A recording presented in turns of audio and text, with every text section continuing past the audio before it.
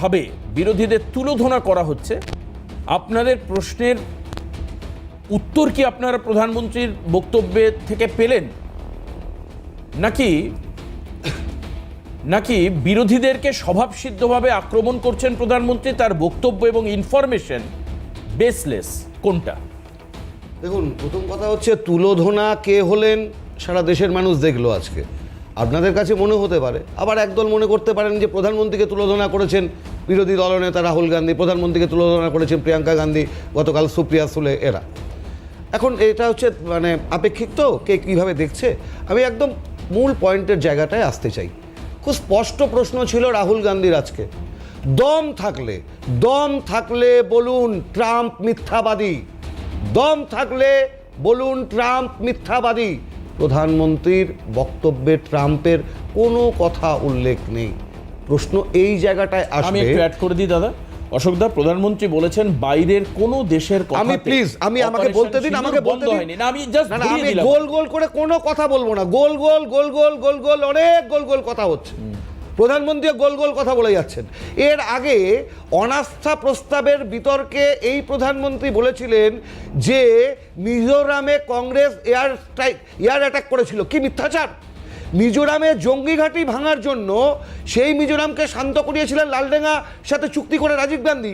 এইসব বলে দিয়ে সমস্ত মিডিয়া দেখালো। প্রধানমন্ত্রী বলে দিলেন মিজোরামে এয়ার অ্যাটাক করেছে কংগ্রেস।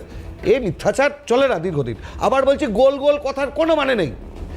আজকে কেন প্রোটোকল ভেঙে যে প্রধানমন্ত্রী বিনা প্রোটোকলে আমেরিকায় গিয়ে সেখানে স্লোগান তুলছেন আপ কি বার ট্রাম্প কি সরকার, এটা তো আমার কথা নয়, ভিডিও আছে, ফেক ভিডিও নয়, সবাই দেখেছেন। অশোকদা, আমি বলতে দিন আমি আমাদের স্পষ্ট কথা। আপনি অনেক বেশি স্প্রেড করেন। ট্রাম্প মিথ্যাবাদী বলতে পারছেন। আজকে প্রধানমন্ত্রী যেটুকু বক্তব্য আপনি শুনেছেন, এরপর অপারেশন সিন্দুর বা রিগার্ডিং সমস্ত ইস্যু নিয়ে আপনাদের আর কি কি প্রশ্ন আছে যেটা প্রধানমন্ত্রী উত্তর দিলেন না? আমাকে একদম পরিষ্কার, আপনাকে খুব স্পষ্ট ভাষায় আমরা একদম স্পষ্ট আবার বলছি ট্রাম্প ইজ লায়ার বলুন প্রধানমন্ত্রী দাঁড়িয়ে। আর তা যদি না বলেন, একজন রাষ্ট্রপ্রধান তার মুখ থেকে বলবেন যে উনি যেটা বলেছেন তা থেকে আপনার বুঝতে অসুবিধা হচ্ছে? না, কিছু বুঝতে অসুবিধা হচ্ছে তো। উনি বলছেন যে অন্য কোন দেশের কথায় রিপিট করেছেন উনি বারবার করে, যে অন্য কোন দেশের কথায় ভারত তার অপারেশন সিন্ধু। তাহলে আপনাকে এরপরে তো 140 কোটি ভারতবাসী বুঝতে পারছে যে ট্রাম্প মিথ্যাবাদী। তখন হয়তো 100 কোটি ছিল না, 100 কোটি তখন ছিল, এখন 150 কোটি হয়েছে।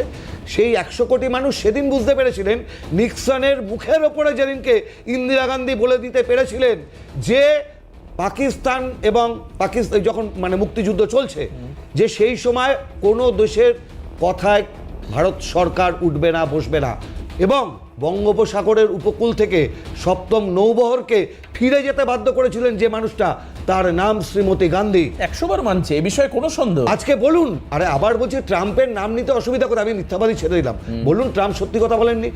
আজকে দেখুন, আমি জানি না মানে রিপিটেডলি জানেন কতবার হয়েছে, 12 বার একটা মানুষ পাড়ার জগা কেলো পেঁচো হেদো নয়, সে মানুষটা ডোনাল্ড ট্রাম্প, দুনিয়ার অন্যতম একটি শক্তিধর রাষ্ট্রের রাষ্ট্রপ্রধান, 12 বার রিপিটেডলি বলছেন।